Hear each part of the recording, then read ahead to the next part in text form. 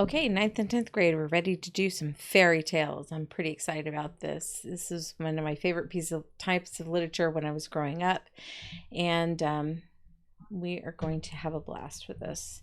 Okay, so chapter 7, we're starting a brand new chapter. We're getting so close to the end.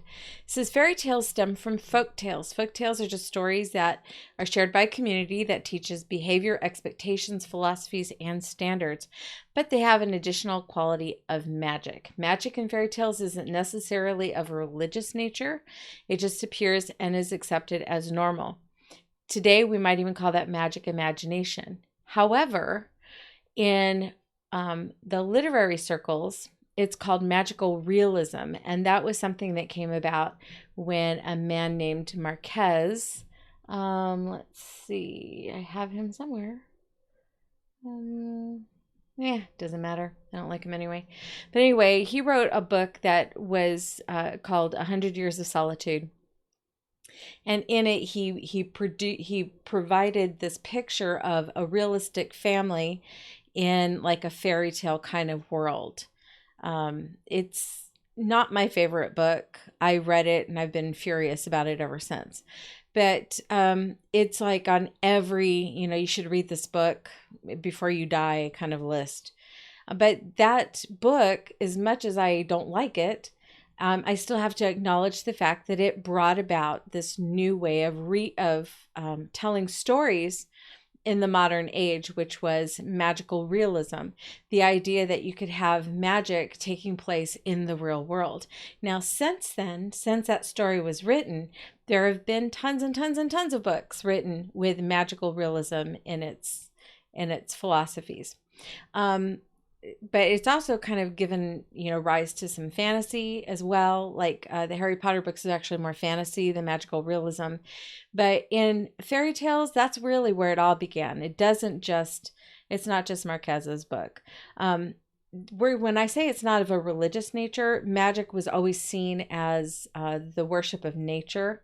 So magic in these fairy tales, not religious at all. It's just there, and, people accept it as honest to goodness, this really happens. Okay, next paragraph says fairy tales are usually stories of human characters who overcome great obstacles with a little supernatural help. Often the characters are praised and rewarded for good behavior and punished for bad behavior. That goes right back up to that folktale quality. So they have long been used to teach the moral expectations of society. What does the society you're living in, see as either good or bad? Okay, so archetypes abound in fairy tales. They're all over the place, so keep your eyes open. We'll begin with a story that's been retold worldwide, from its origins in China to modern-day retellings in books, film, and television. Cinderella stories appeal to readers because they're relatable. Each story contains at least a few of the following motifs. There's abuse, poverty, family betrayal, orphaning, a strong work ethic, magic, godparents, which when we look at fairy tales, there's lots of godparents, but they tend to be fairy godparents. So that's possibly a callback to pagan worship that's been repackaged in Roman Catholic tradition. A godparent who is just a human being godparent stands up at the time the child is introduced into their church. And the godparent's whole job is to help that child be raised with some kind of religious background. In other words, they help with the religious aspect of the child's rearing. And there's also that other aspect where if something happens to the parents, the godparent is the one that will take that child in. But in the Catholic Church especially, it's the godparent who provides things and little treats and things for different times when a child's going through a religious ceremony or service, and they do nice things for the kid that way. So that's why I say it's probably repackaged as Roman Catholic tradition. There's also helpful animals, opportunities taken, and nobility or royalty as a reward. That's not how that works. That's not how any of this works. But in fairy tales, it does. You'll have someone who goes from being a peasant to being a princess, and that just really doesn't happen. But in fairy tale world, that's a thing. Okay, so we're going to start with one of my favorites, and I didn't know about this story until I went to college, and I was in a myth and epic class. So much fun, loved that class. And we were told to write about fairy tales, honestly. And I went back and I looked up the origin of the Cinderella story. My teacher was kind of talking about, the Cinderella story that we grew up on is not the original story. And I'm like, say what now? Because I grew up on the Perrault version of Cinderella, which is very elaborate and really pretty, but it's also very French. So it's a newer fairy tale. And the story we're going to read first is actually really, really old. It's the oldest version of Cinderella, and it comes from China. Shen. I know, it's so exciting. Just let me apologize for all the illustrations now. I tried to find illustrations that all kind of looked the same, and I had no luck, and so I finally just had to put in whatever I could find. So just follow along, enjoy the illustrations that I did put in, and let's read this gorgeous story of Shen. In the dim past, even before Qin and the Han dynasties, that's a really long time ago, there lived a cave chief in southern China by the name of Wu. As was the custom in those days, Chief Wu had taken 2 wives. Okay, we automatically know this is not going to end well. Okay, anytime you have multiple wives, same house, it's not going to end well. Okay, let's talk about the dim past, even before the Qin and Han dynasties. The Qin dynasty was the first one to actually unite all of China. This is way back before there were even a united kingdom of China. Okay, each wife in their turn had presented Wu with a baby daughter. But one of the wives sickened and died. And not too many days after that, Chief Wu took to his bed and died too. Shen, the little orphan, grew to girlhood in her stepmother's home.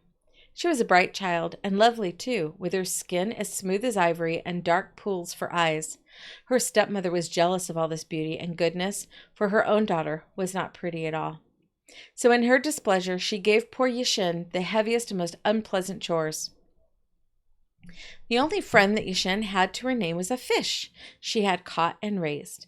It was a beautiful fish with golden eyes, and every day it would come out of the water and rest its head on the bank of the pond, waiting for Shen to feed it. Stepmother gave Shen little enough food for herself, but the orphan child always found something to share with her fish, which grew to an enormous size.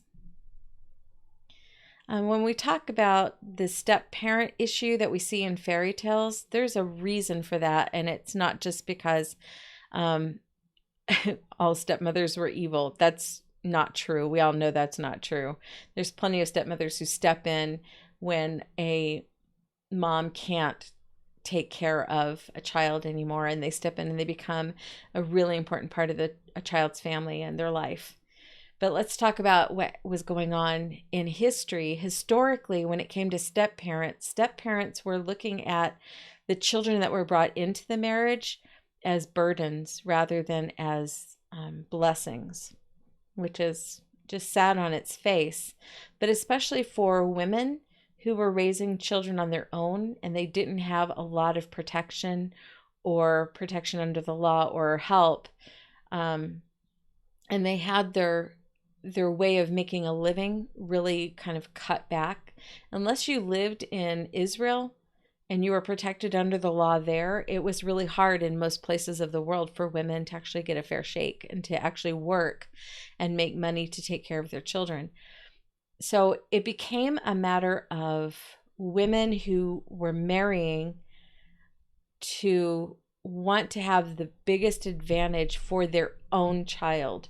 They were really in a state of panic when it came to taking care of their own flesh and blood. And so anybody else that was brought into the family was really seen almost as a parasite or as someone who was going to take away what their own child needed.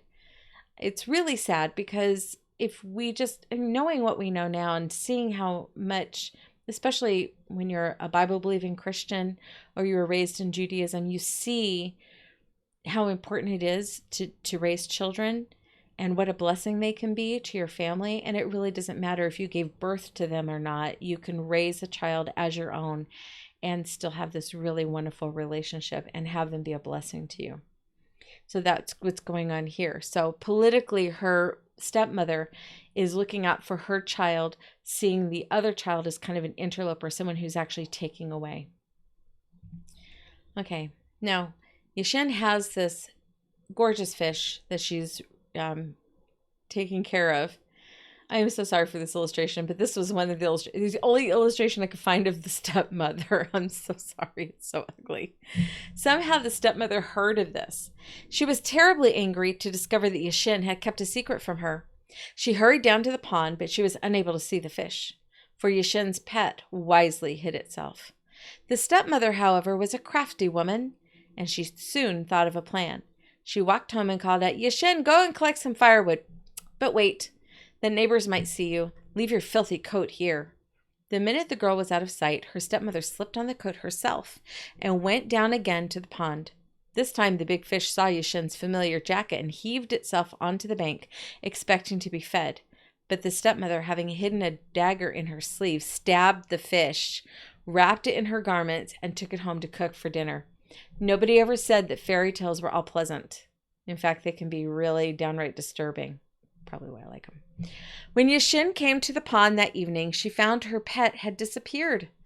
Overcome with grief, the girl collapsed on the ground and dropped her tears into the still waters of the pond. "Ah, poor child," a voice said. Shen sat up to find a very old man looking down at her. He wore the coarsest of clothes, and his hair flowed down over his shoulders. "Kind uncle, who may you be?" Shen asked. "That is not important, my child. All you must know is that I have been sent to tell you of the wondrous powers of your fish." "My fish? But, sir—" The girl's eyes filled with tears, and she could not go on. The old man sighed and said, "Yes, my child, your fish is no longer alive, and I must tell you that your stepmother is once more the cause of your sorrow." Shen gasped in horror, but the old man went on. "Let us not dwell on things that are past," he said, "for I have come bringing you a gift. Now you must listen carefully to this.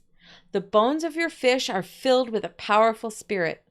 Whenever you are in serious need, you must kneel before them and let them know your heart's desire, but do not waste their gifts."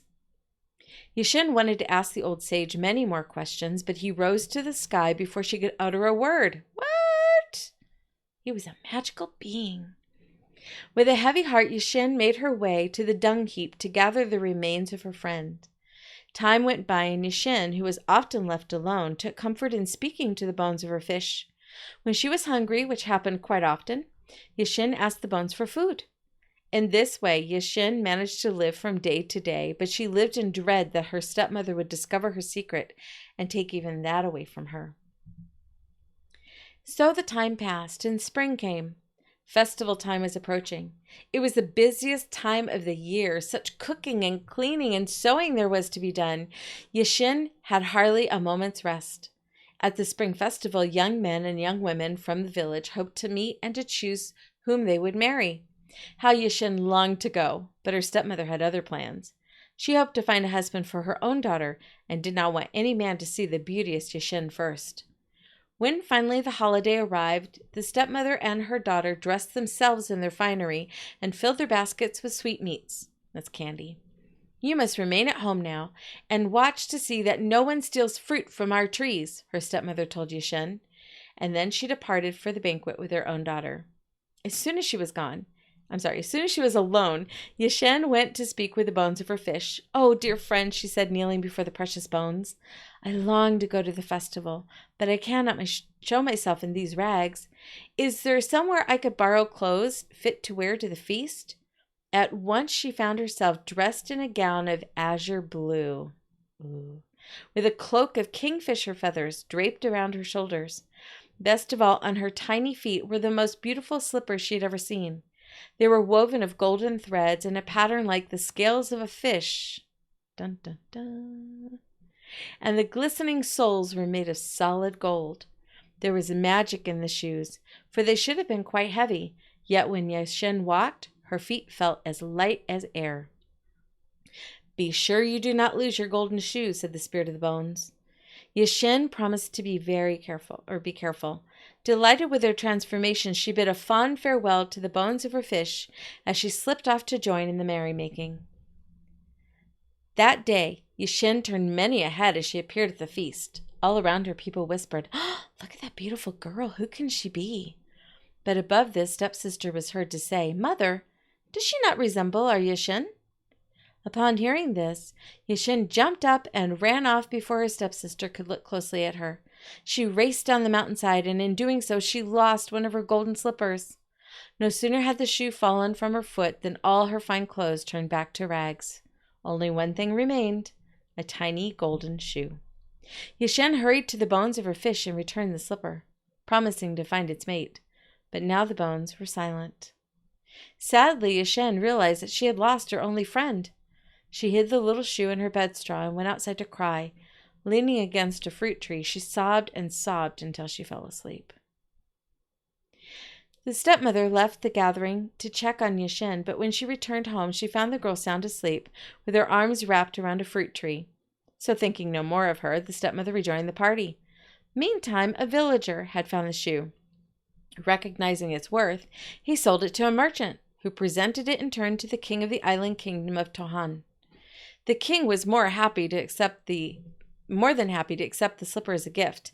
He was entranced by the tiny thing, which was shaped of the most precious metals, yet which made no sound when touched to stone. The more he marveled at its beauty, the more determined he became to find the woman to whom the shoe belonged. There is a theory in Chinese literature studies that this helped to start the fad for this desire for women to have very, very small feet. This is one of the theories. Another theory is about a courtesan who had a club foot, and it was a deformed foot that was very, very tiny, and she was praised for having these delicate, tiny little feet. So there's theories that that's where the foot binding idea came from. The picture that you have on the slide is of a woman who has bound feet, or she had bound feet. They're still the same shape they were when they were bound. But these would be the little shoes that she would be wearing. It's not a comfortable process. It's actually extremely painful, and it became a matter of showing a person's inner strength. When a very young girl goes through this process, she is supposed to take it patiently and without complaining, even though she is actually walking on bones that are being broken under her weight and reforming themselves into this really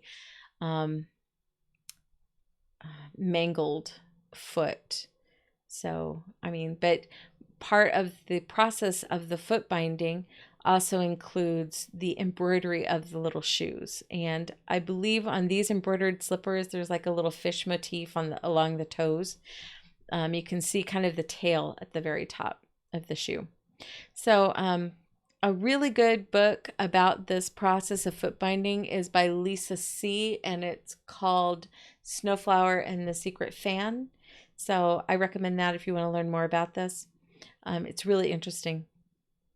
But this could be where this whole thing came from. Okay. A search was begun among the ladies of his own kingdom, but all who tried on the sandal found it impossibly small. Undaunted, the king ordered the search widened to include the cave women from the countryside where the slipper had been found. Since he realized it would take many years for every woman to come to his island and test her foot in the slipper, the king thought of a way to get the right woman to come forward.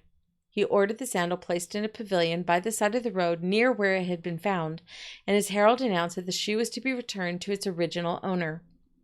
Then, from a nearby hiding place, the king and his men settled down to watch and wait for a woman with tiny feet to come and claim her slipper. All that day, the pavilion was crowded with cave women who had come to test a foot in the shoe. Yashin's stepmother and stepsister were among them, but not Yashin. They had told her to stay at home. By day's end, although many women had eagerly tried to put on the slipper, it still had not been worn. Wearily, the king continued his vigil into the night. People live in caves even today. They're a natural formation in rock, and they can be used for dwelling places. You can have a very, very nice cave. Thank you very much. But just because these are people living in caves doesn't mean that they are, doesn't mean they're cavemen. You know what I mean? They're modern for their day. They're contemporaneous with the rest of their citizens. They just live in a different kind of housing.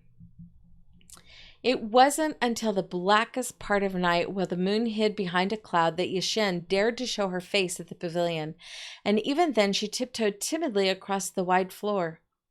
Sinking down to her knees, the girl in rags examined the tiny shoe. Only when she was sure that this was the missing mate to her own golden slipper did she dare pick it up. At last she could return both little shoes to the fish bones. Surely then her beloved spirit would speak to her again. Now the king's first thought on seeing Shen take the precious slipper was to throw the girl into prison as a thief. But when she turned to leave, he caught a glimpse of her face. At once the king was struck by the sweet harmony of her features, which seemed so out of keeping with the rags she wore. It was then that he took a closer look and noticed that she walked upon the tiniest feet he had ever seen. With a wave of his hand, the king signaled that this tattered creature was to be allowed to depart with the golden slipper. Quietly, the king's men slipped off and followed her home. All this time, Shen was unaware of the excitement she had caused. She had made her way home and was about to hide both sandals in her bedding when there was a pounding at the door. Shen went to see who it was and found a king at her doorstep. She was very frightened at first, but the king spoke to her in a kind voice and asked her to try the golden slippers on her feet. The maiden did as she was told, and as she stood in her golden shoes, her rags were transformed once more into the feathered cloak and beautiful azure gown. Her loveliness made her seem a heavenly being, and the king suddenly knew in his heart he had found his true love. Not long after this, Shen was married to the king, but fate was not so gentle with her stepmother and stepsister. Since they had been unkind to his beloved, the king would not permit Shen to bring them to his palace. They remained in their cave home, where one day, it is said, they were crushed to death in a shower of flying stones. Okay, so the person who worked hard and was genuinely kind got the reward. The people who were mean and cruel die miserable death. Okay. Let's go on to another one. We still have almost 8 minutes left, so let's do a Native American one. It's so beautiful. It's called Sootface. Yep. Well, what do you think Cinderella is? Cinders are soot, right? Cinderella. I don't know the actual interpretation of Shen, so you guys look it up and let me know. Once, an Ojibwa man whose wife had died raised 3 daughters alone. So here we have the mom died, the dad is raising the kids. That's a little different than usual. That's okay. We got different parts of the story, or different versions of the story all over the place, and that's what makes them so interesting. They lived in a village beside a lake, deep in a forest of birch. The sisters were supposed to share the work of gathering firewood, cooking food, and sewing clothes from skins their father provided. The 2 older girls, though pretty enough, were lazy and bad-tempered. When their father was away hunting, they gave most of the work to their youngest sister. The flames from the cooking fire singed her hair and burned her skin. Sometimes her sisters beat her and smeared her face with ashes. Then they made fun of her and called her Sootface. Poor Sootface's eyes were always sad and tired, but her sisters only gave her more work. At evening, her eldest daughter cried, "Hurry, lazy Sootface! Fetch some wood to make a fire. Cook the deer meat, for we are hungry." In the morning, her middle sister said, "Hurry, lazy Sootface! Clean the ashes from last night's fire. Brush the mats, gather the berries, and bring the fresh water. Our father will soon return from hunting." When the hunter returned, he saw poor Sootface and asked, "What has happened to my youngest child?" The eldest sister said, "That one is so clumsy. She fell over her own feet and rolled through the ashes." And the middle sister said, "We tell her to be careful, not to go too near the fire, but she will not heed us." Oh, bad, bad siblings. Sootface was too afraid of her sisters to argue. She just kept on working. All the while she sang a little song to herself. "Oh, I am thinking, oh, I am dreaming that even ugly as I am, I will someday find a husband." She's looking for a way out of that house. Her sisters took the best skins to make dresses and moccasins for themselves. Sootface had only scraps to sew into a skirt and a worn-out pair of her father's moccasins grown stiff with age.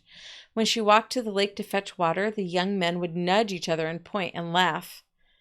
Now, There was a mighty warrior who lived with his sister in a wigwam across the lake from the village. A great medicine man had given him the power to make himself invisible. No one from the village had ever seen him, though they saw his white moccasins when his sister hung them beside the door flap. They saw the flap rise and fall when he entered or left his wigwam.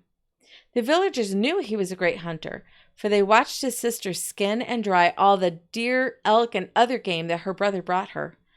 Though no one but his sister could see him, the women of the village were sure he was very handsome. This is, materialistic blindness here. They're assuming he's handsome because he has a lot of stuff. Okay? They don't know what he looks like, but hey, he's got wealth because bringing home deer, elk, and other game, that was a form of wealth for them. One day, the invisible warrior told his sister, "Go to the village across the water and say that I will marry the woman who can see me." He's invisible, but somebody's going to be able to see him. Say that this means that she has a kind and honest heart. Okay, so now we know if he's to be seen, it's got to be by a woman who has a kind and honest heart. No one can see him, which tells you a little bit about that village. Each day I will carry my magic bow. The woman who tells you what my bow and bowstring are made of will be my bride. His sister brought this message to the village people. Don't start singing YMCA. Just don't do it. One by one, the young women came to visit the lone wigwam. Each carefully braided her hair, dressed in her softest deerskin skirt and moccasins, and wore her finest necklaces of shells or beads. The invisible hunter's sister greeted each young woman kindly, but when she asked them to tell her what her brother looked like and what his bow and bowstring were made of, each young woman failed the test and was sent home. This went on for a long time. At last, Sootface's eldest sister said that she was going to visit the invisible hunter. She brushed her hair until it gleamed and had Sootface braid it for her. Then she went on her way, wrapped in her best deerskin robe and wearing her finest beaded moccasins. She met the hunter's sister beside the lake. Soon they saw white moccasins approaching. "Can you see my brother?" asked his sister. "Oh, yes," lied the eldest sister. "Of what is his bow made?" "Birch." "And with what is it strung?" "Rawhide." "You did not see my brother," the other woman said. The eldest sister went home in a bad temper. She yelled at Sootface and gave her more work to do. The middle sister, who thought herself clever, decided to try her luck. She hung strings of pale shells at her throat and had Sootface weave some into her long braids. Off she went, sure she would become the lucky bride. As she walked with the hunter's sister, she saw the white moccasins approaching. Quickly she said, "Here comes your brother now." "Of what is his bow made?" asked the hunter's sister. "Horn," said the middle sister, thinking of the finest bow she could imagine. "And with what is it strung?" "Braided horsehair," said the middle sister, pleased at her own cleverness. But the other woman shook her head. "You've not seen my brother." The middle sister arrived home in a fury. She scolded Sootface and smeared more ashes on her face. Remember those fables that we just read in the previous thing where people who can't have what somebody else has, they will get angry at the person who has it? Okay, we got Dog in the Manger and the sour grapes all taking place here in this fairy tale. The next day, Sootface decided to visit the hunter's lodge as her sisters had done. She begged her eldest sister, "Sister, let me wear your white shell necklace, softest skirt, and moccasins. I want to go and seek a husband." But her sister refused, saying, "You would only make my clothes as sooty as yourself." Then Sootface begged her second sister, "Sister, help me wash and braid my hair so I may go and seek a husband." But her sister said, "The fire has burned your hair too short to braid, and I do not want my hands dirty by the ash that clings to you." Sootface was stung by their unkindness, but she was determined to present herself to the warrior and his sister. She went alone into the woods. There she said, "Sister Birch Tree, share your soft white skin with me. Then I can wear a new skirt when I go and seek a husband." Sootface took strips of birch bark and sewed them together to make a skirt. She wove herself a necklace of wildflowers and soaked her old stiff moccasins in a spring until they grew softer. Next, she washed her face and hair as best she could. Her hair was too short to braid, so she added flowers to it, all the while singing, "Soon I am thinking, soon I am dreaming, that I will find a husband. I am sure it will be so." But when she passed through the village, dressed in the finery the forest had provided, her eldest sister cried, "You are so ugly and foolish looking. Go inside at once. You will shame us before the hunter and his sister," called Sootface's middle sister. This is Dog in the Manger, right there. Okay. But Sootface walked on as though there were no more than chattering birds in the trees. When her sister saw she would not listen to them, they began to laugh at her. To the friends and the neighbors, the eldest sister said, "Come see little Sootface. Her clothes are birch bark and weeds. Her moccasins are stiff and cracked, yet she goes to find a husband." Next, the middle sister shouted, "Look at little Sootface. Her hair is burned too short for braids. The smell of cook fires clings to her. Still she hopes to find a husband." Soon all the village was laughing at her, but the young woman continued on her way, never once looking back. After a time, Sootface met the hunter's sister, who was drawing water from the lake. She greeted Sootface kindly, and they began talking. Suddenly, Sootface said, "There's a handsome man walking toward us. Do you know him?" The hunter's sister said, "You can see him?" "Yes, he's carrying a beautiful bow." "Of what is his bow made?" "A rainbow." "And how is it strung?" "With white fire like the Milky Way, the path of souls." The hunter's sister embraced Sootface, crying, "You are going to be my brother's bride and my own sister." She led Sootface to the wigwam. There she poured water into a big pot and mixed in sweet-smelling herbs. Sootface found her hurt and sadness washed away as easily as the ashes from her face. The hunter's sister gave her a dress of soft white buckskin, decorated with beads and quill work. Then she combed Sootface's hair with a magic comb that made it long and thick and shiny as a blackbird's wing. This she plaited into braids. "You've made me beautiful," said Sootface, when she looked at her reflection in a pot of water.